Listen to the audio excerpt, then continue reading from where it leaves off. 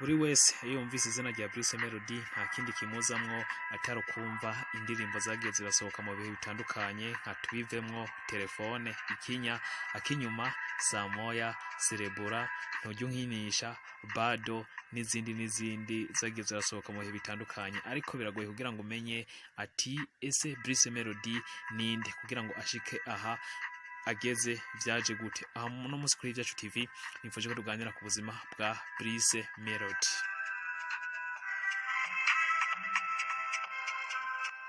Ku mazina yiwe y'ukuri yitwa Itahiwacu Bruce, akaba yaravutse ku igenekerezo rya 2 z'ukwezi kwa 3 umwaka 1992, bivuze ko afise imyaka 31. Akaba yaravukiye mu karere ka Kanombe, ni muri district ya Kicukiro, ni mu muji wa Kigali. Avuka kuri se na nyina. Se wiwe akaba yitwa Gerve Ntibihangana, naho nyina wiwe akaba yitwa Verene Muteteri. Akaba rero ari umwana agira kabiri mu muryango w'abana 4 bavutse muri uyo muryango. Bruce Melody nk'abandi bana bose yatanguye ishuri akiri muto, atangura amashuri y'intango kuri école primaire ya EP ya Kanombe, naho abandanya amashuri yisumbuye ahanyene i Kanombe ahitwa kuri Efotec, ariko aza kurangiriza amashuri kuri Islamic ni mu karere ka Rwamagana, ni mu muji wa Kigali. Kuva akiri umwana rero Bruce Melody yagiye ariyumvamwo ivyo kuririmba, aho yatanguye kuririmba muri chorale mu rusengero yasengeramwo rwa ADPR. Hano mu Burundi bazitwa zino sengero za ADPR ni nka Pentecote, aho yaririmba muri chorale. Gusa ahari muri chorale yagiye aririmba indirimbo ndetse anakreya canke se yandika indirimbo, ariko igitangaje nuko uno muririmbyi hageze yuko aza gutera baha abandi akaba ari bo bazitera. Ibi rero bikaba vyatumye uno muririmbyi ava muri chorale ahitamo gusenga gusa, ariko atari muri chorale.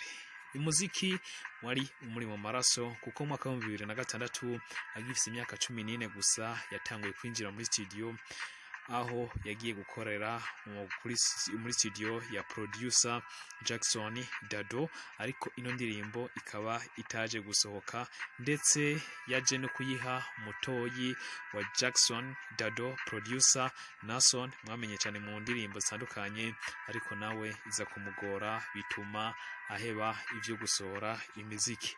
Akaba rero yarasubiye kuririmba mu mwaka wa 2010, aho yinjiye muri studio asohora indirimbo yiswe Inkovu, ariko kubera yuko yarakiri ku ishuri ino ndirimbo nayo ntiyaje kumenyekana kuko atarose n'umwanya wo kuyamamaza.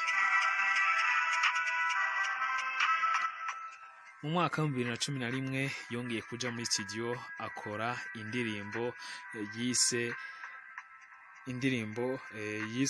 Tubivemwo, yise Tubivemwo. Akaba rero ino ndirimbo ariyo yatanguye kumenyekanisha, tumenya koko Bruce Melody uwo ari we. Kuva mu mwaka wa 2011 niho twovuga intango y'umuziki ubwiwe, kuko kino gihe yatanguye guca atangura aririmba n'izindi ndirimbo zitandukanye zagiye zikundwa. Twovuga nka Telefone, aho nayo nyene yagiye ayiririmba. Mu mwaka wa 2014 yasohoye indirimbo Uzandabure. Ino ndirimbo ikaba yarakunzwe, ndetse atangura kwitabira amahiganwa ya Guma Sapasar, aho ndetse rino higanwa rya Guma Sapasar ryahuza abaririmbyi bamaze kubaka izina mu gihugu cy'u Rwanda, yaje kwitahukana mu mwaka wa 2018. Bruce Melody rero urugendo rwiwe ku muziki ntitwavuga yuko yagiye gwifasha, ahubwo yagiye afashwa n'abandi batandukanye, harimo abaririmbyi.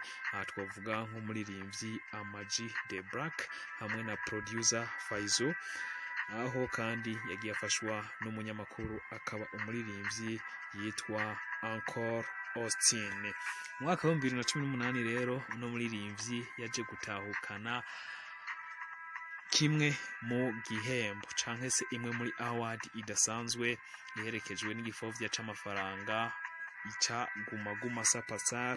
Ibi rero bikaba vyatumye umuziki wiwe yahora akora ahindura urutoki, ndetse kuri ubu tukaba tumenya koko Bruce Melody uwo ari we. Mwaka wa 2021 muri interview yatanze, Bruce Melody yibutse ano majambo yavugiye kuri scene ubwo yari ahejeje gutahukana Guma Guma Superstar, aho yagize ati: nibuka ntwara Guma Guma mu mwaka wa 2018 navuze amajambo akomeye ati ngiye gukora imiziki myinshi myiza kuko ndose amafaranga. Ibi vyampaye agaciro, mba umuririmbyi w'umunyacyubahiro.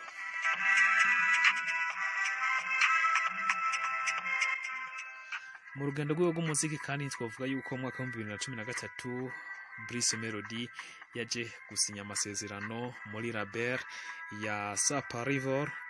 Kino gihe ino label ikaba yari isanzwe ifise abandi baririmbyi batandukanye, harimwo umuririmbyi Mico the Best ndetse n'umuririmbyi Urban Boys. Ariko kubera yuko ano masezerano yasinye atagiye yubahirizwa vya hato na hato, ndetse n'ivyo yasaba vyari mu masezerano atagiye abihabwa ukuri kwamye, Bruce Melody yahise kwikura muri ano masezerano ya Sapa River, ndetse bituma ajanwa mu bucamanza canke se mu nkiko nkuko bivuga mu kirimi cy'u Rwanda. Kino gihe bakaba bahangana n'uwararongoye canke se manager wa Sapa River ari we yitwa Sengumuremyi Richard. Ibino bintu rero bikaba vyatumye no muririmbyi Bruce Melody ahitamwo kwikorana umuziki ubwiwe, aho ndetse vyatumye agenda asohora n'iyindi miziki itandukanye nubwo ubucamanza bwariko bukora akazi kabwo. Mu mwaka wa 2020 Melody yashinze nawe nyene inzu itunganya ikongera ikanafasha abaririmbyi. Iyo nzu akaba yayise Igitangaza. Kino gihe akaba yasinyishije abaririmbyi babiri, harimwo Kenisol kuri ubu ari umwe mu baririmbyi twavuga yuko bamaze kubaka izina ridasanzwe, co kimwe na Jino Kizigenza. No muririmbyi rero Bruce Melody inyuma yo gushinga ino nzu yarakujije bano baririmbyi, ndetse Jino Kizigenza wewe aza kurangiza amasezerano y'umwaka umwe bari basinyanyiye, ariko Kenisol wewe akaba yaravuye muri no nzu itunganya umuziki atarangije amasezerano. Bimeze uko mu gihe no muririmbyi Bruce Melody naho yashinze Igitangaza, nawe yahisemwo gusa n'uwusize ha ruhande ivyerekeye ino nzu ihagararira abaririmbyi, ahubwo uno muririmbyi nawe yinjira muri management ya Cloud9 Entertainment ya Ndayisabari.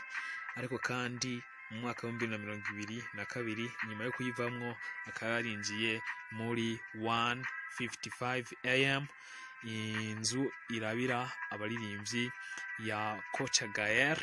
Ino nzu rero akaba ariyo gushika no munsi abarizwamwo, ndetse akaba ari mu nzu itunganya umuziki ibarizwamwo n'umu producer Element ndetse n'umuririmbyi Los Nkana. Kuri ubu bamaze kuba bamenyekana cyane mu ndirimbo bahurijwe hamwe yitwa Fudotwa. Ni muri ino nzu itunganya umuziki ya 155 AM.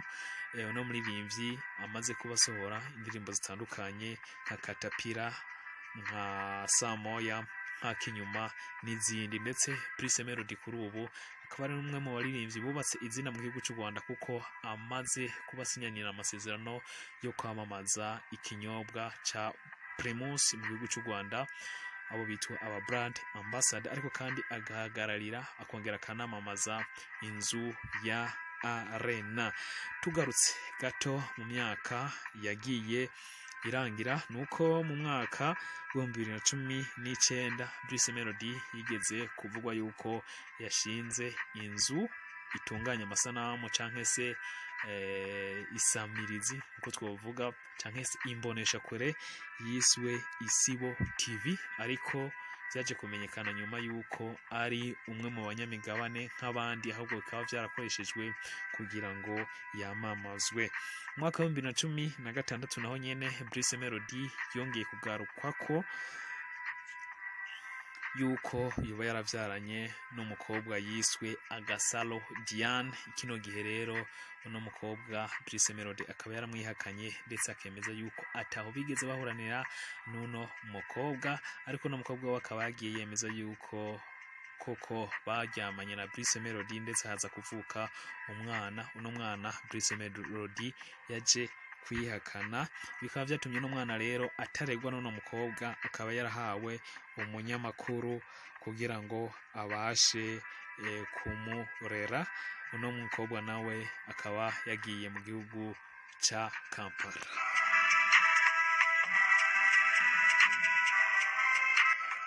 Kuri ubu Bruce Melody rero afise abana babiri, akaba ari abana babiri b'abakobwa, ko afise n'umugore umwe yise Katerina, ariko kandi akaba ari umwe mu baririmbyi tuvuga yuko bamaze kubaka izina mu karere, kuko amaze kugenda aririmbana n'abaririmbyi batandukanye haba mu gihugu imbere cy'u Rwanda, ariko bakaba yarafashe inzira yo kuririmbana n'abaririmbyi bo hanze y'igihugu. Muri bo tuvuga nk'abaririmbyi nka Sheba Kalungi, hariho Eddie Kenzo, akabaho Palaso aho baheruka kuririmbana bwa vuba, harimwo umuririmbyi wo mu gihugu ca Tanzania ari we yitwa Harmonize, bamaze kurimbana indirimbo zibiri Zanzibar hamwe na Total Crazy. Hariho umuririmbyi wo mu gihugu ca Kenya yitwa Bahati, bamaze kuba basohorana indirimbo yitwa Diana, ariko hariko kandi n'umuririmbyi wo mu gihugu cha Republika Iharanira Intwaro Rusange ya Kongo, mu bantu bubatse izina yitwa Inos B, bakaba barasohoranye indirimbo yiswe Ageze. Ariko kandi bakaba baririmbanye n'undi muririmbyi n'abaririmbyi bari mu gihugu cy'u Burundi, abo nabo bakaba atari abandi, akaba ari umuririmbyi Kiriku hamwe na Double J. Bano baririmbyi rero bakaba basohoranye indirimbo yiswe Inzoga ni Bebe, ariko ubu bwa vuba hitezwe yuko agiye gusorana ikindi gikorwa n'umwe mu baririmbyi badasanzwe yitwa Dramati mu gihugu kandi cy'u Burundi. Bruce Melody rero n'umwe mu bantu bubatse izina ndetse vyemezwa yuko atunzwe n'umuziki, aho gukora igiteramo mbere mu gihugu ciwe arihwa amafaranga y'amanyarwanda angana n'imiliyoni 8 mu giteramo kinini, bivuze hafi imiliyoni 200 mu giteramo kimwe, naho mu biteramo bisanzwe nk'ubugeni akaba arihwa imiliyoni 4. Naho gukora igiteramo hanze y'igihugu akaba arihwa hagati y'ibihumbi 3 n'ibihumbi 5 by'amadolari, hafi amafaranga arenga imiliyoni 100 y'amarundi. Kuri ubu Bruce Melody rero n'umwe yubatse izina kandi akaba agira mu muduga witwa Brabus, ugugwa amafaranga ashika imiliyoni 200. Akamaze ari kuba atwara ibihembo cyangwa se ama award atandukanye, harimo za Salaxy Award n'ibindi bihembo byo mu karere hano muri East Africa. Reka tushimire ko mwamenye byinshi kubizyerekeye ubuzima bwa Bruce Melody. Subscribe kuri channel YouTube yacu, share, like, comment kugira ngo amakuru atandukanye muzoze murayaronkera ku gihe. Mushobora no gusangiza ino video, mushobora kandi no kugira subscribe.